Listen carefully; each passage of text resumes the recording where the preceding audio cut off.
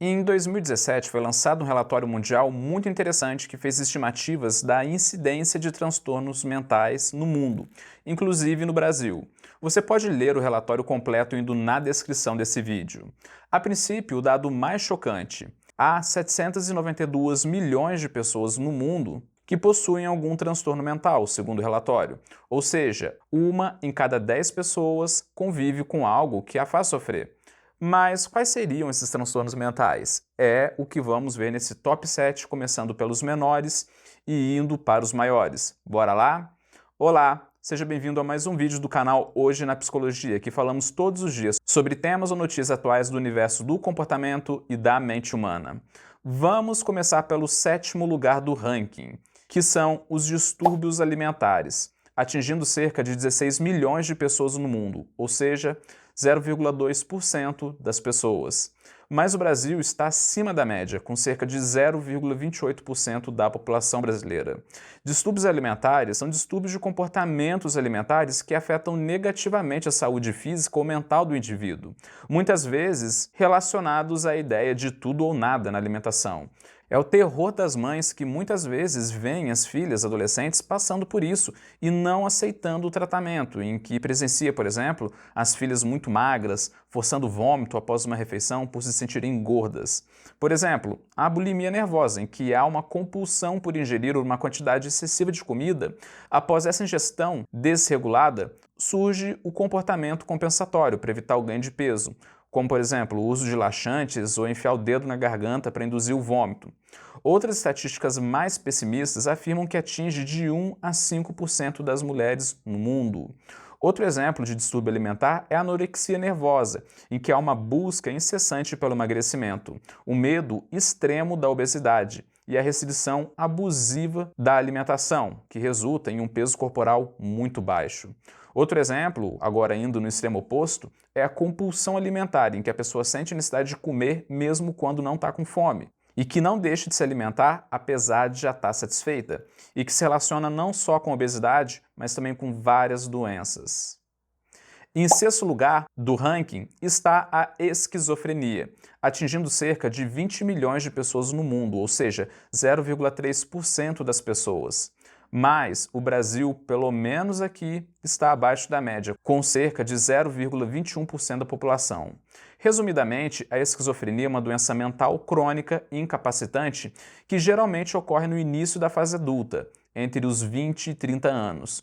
A pessoa tem delírios, alucinações, alterações de pensamento através de ideias muito confusas, ideias muito desorganizadas ou desconexas, às vezes sendo apática ou tendo reações afetivas inadequadas em relação ao contexto em que se encontra, desconfiança excessiva e vários outros problemas, até mesmo achando que tem uma identidade religiosa ou política ou poderes sobrenaturais, como se achar um deus ou um semideus, acreditar que tem contato com alienígenas e por aí vai.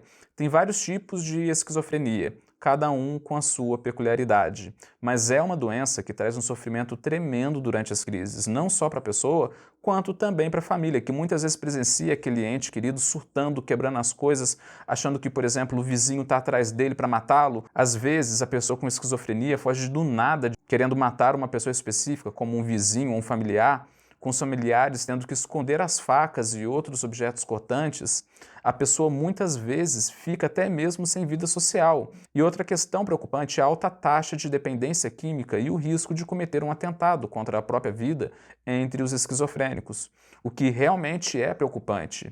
A esquizofrenia realmente tende a ser uma doença devastadora quando não é tratada.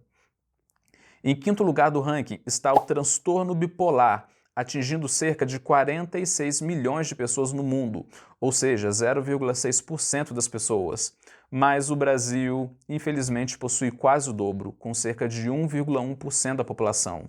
Em resumo, o transtorno bipolar é caracterizado por episódios repetidos de humor, em que ora o humor está elevado, a pessoa está com muita energia, muita euforia, mania de grandeza, com muita produtividade, e depois vai para o extremo oposto, com a redução de humor, pouca energia e redução da produtividade, ocorrendo a depressão.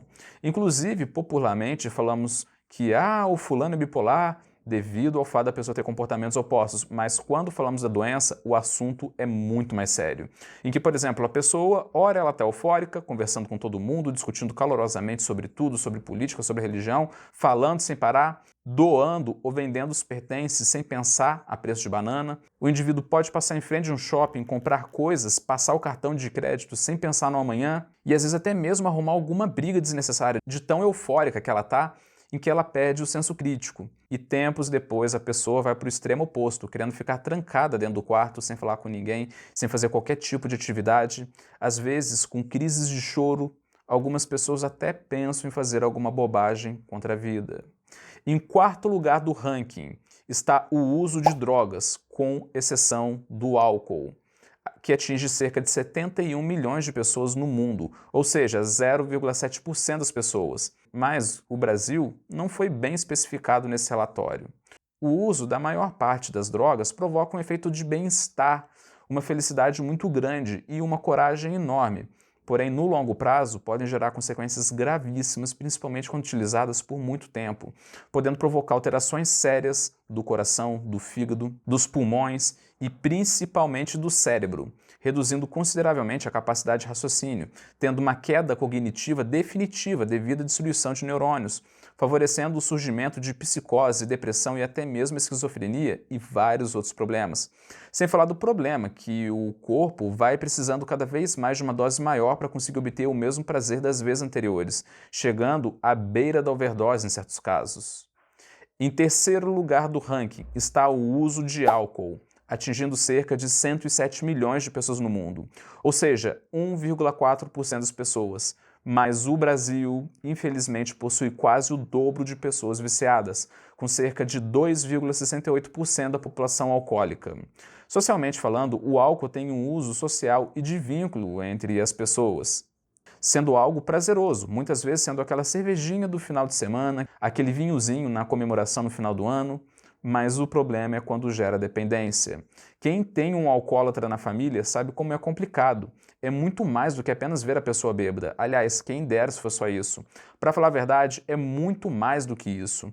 E o pior é a nossa cultura levar o alcoolismo de uma forma engraçada, de uma forma cômica. Às vezes algumas pessoas até têm orgulho de falarem que bebem até cair, para mostrar que são descoladas. Parece engraçado, mas não é nada engraçado para quem tem um alcoólatra na família. Quem tem um alcoólatra na família sabe o que é a pessoa extrapolar em um encontro entre amigos ou até mesmo em família, sabe o que é o outro sair escondido do nada para beber, sumir sem saber com quem que a pessoa tá e sair desesperado procurando. Saber o que é ter que limpar vômito ou xixi da outra pessoa durante um churrasco em família com todo mundo vendo, sabe o que é o alcoólatra ficar agressivo, sabe o que é ver o dinheiro indo pro ralo, sabe o que é experimentar a raiva por descobrir alguma coisa que não sabia que o outro aprontou e ter que solucionar esse problema que o outro arrumou. Sabe o que é no relacionamento ser traído constantemente e ainda ser alvo de fofoca na família e na rua devido ao álcool. E o pior é que o Brasil é o terceiro país que mais ingere bebidas alcoólicas no mundo, perdendo apenas para os Estados Unidos e para a China.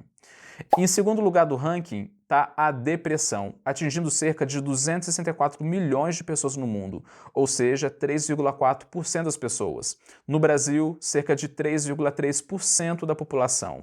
Porém, outras estatísticas mais recentes consideram o Brasil em primeiro lugar na América Latina. E segundo números da OMS, que é a Organização Mundial da Saúde, considera que 5,8% da população brasileira sofre com depressão. A depressão é considerada pela OMS como a doença mais incapacitante do mundo. Quem tem um familiar com depressão profunda sabe como é horrível ver a pessoa não conseguindo levantar da cama, presenciar choros constantes, às vezes ter que lutar para comer, sofrer com desnutrição, muito pessimismo e culpa, sem ânimo para nada. É uma doença muito triste em que a pessoa se sente morta e viva ao mesmo tempo, e alguns até apelidam a depressão de o câncer da alma, em que a pessoa que convive com o depressivo, em certas ocasiões, pode até ficar com medo dele atentar contra a própria vida. A depressão é caracterizada por uma persistente ou grave tristeza que pode interferir no dia a dia, no funcionamento das pessoas. Até o momento, a causa da depressão é desconhecida, mas provavelmente envolve a questão da hereditariedade, alterações nos neurotransmissores, alteração da função neuroendócrina e até mesmo fatores sociais da modernidade. A questão da depressão ela é tratada de forma diferente entre a psiquiatria e a psicanálise. Para a psiquiatria, e em grande parte das correntes da psicologia, a depressão é tratada como um transtorno, uma doença grave que gera vários efeitos na vida da pessoa com relação à química cerebral. Já na psicanálise, é considerada um sintoma de uma estrutura neurótica ou psicótica como sendo um sentimento de ódio contra si mesmo, geralmente não reconhecido por outra pessoa e geralmente relacionado a uma sensação de fracasso e falta de esperança. O interessante é que as duas abordagens podem se complementar no tratamento, aliando o uso da medicação por um psiquiatra junto de um processo terapêutico por um psicólogo. E agora vem o primeiro lugar do ranking, em que estão os transtornos de ansiedade, atingindo cerca de 284 milhões de pessoas no mundo, ou seja, 3,8% das pessoas. Mas o Brasil, infelizmente, possui quase o dobro, com cerca de 6,7% da população. Não é por acaso que o Brasil ocupa a primeira posição no ranking dos países mais ansiosos do mundo, segundo a OMS, em que, segundo a instituição, diferentemente do relatório anterior, afeta 9,3% da população. Os transtornos de ansiedade podem ser vários, indo desde transtorno obsessivo-compulsivo, conhecido como TOC, como também estresse pós-traumático, ansiedade generalizada e por aí vai. Há um grande subconjunto de transtornos de ansiedade que possuem diagnósticos diferentes. Mas é horrível. A pessoa, na maioria das vezes, tem a mente dela acelerada a 1000 km por hora. Ela vê a vida dela parada por conta disso, às vezes tendo até algumas crises, às vezes alguns comportamentos anormais. É bem complicado mesmo ser uma pessoa que sofre com algum tipo de transtorno de ansiedade. Então, esses foram os top 7 transtornos mentais do mundo, valendo lembrar que os números podem estar desatualizados por terem sido coletados em 2017 e divulgados em 2018. Os dados podem variar de relatório para relatório, mas você pode ver o relatório completo na descrição desse vídeo. E vai lembrar que a cura só se consegue por meio de profissionais capacitados e ao indivíduo buscar a cura, na verdade, ele está também ajudando as pessoas que ele ama de verdade. Afinal, quando alguém sofre, também faz os outros sofrerem, ao presenciar alguém que ama nos males da patologia. Por isso, buscar tratamento com um profissional é muito mais do que um gesto de amor consigo próprio, como também um gesto de amor com os outros.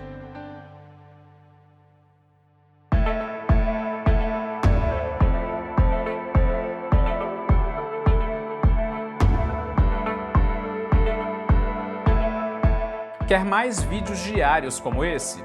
Então se inscreva no canal e ative o sininho. E nos ajude na nossa vaquinha online para a gente montar o nosso estúdio profissional de criação de conteúdo. Ao ajudar com qualquer valor, você se torna um dos membros fundadores do projeto, tendo seu nome na lista que vai aparecer na descrição de todos os vídeos do canal. Entre para a vaquinha clicando no primeiro link da descrição ou no primeiro comentário. Até mais, te espero no próximo vídeo.